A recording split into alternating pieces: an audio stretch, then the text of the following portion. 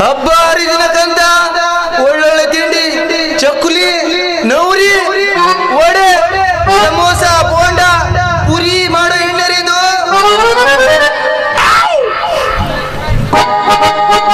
ಬಾಳ ಸಸ್ತಾರಿ ನನ್ನ ಎಣ್ಣೆ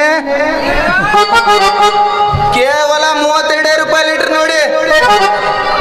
ನಮ್ದೇ ಮಿಲ್ದಾಗ ನಾವೇ ಬೀಜ ತಂದು ಆರಿಸಿ ರುಬ್ಬಿ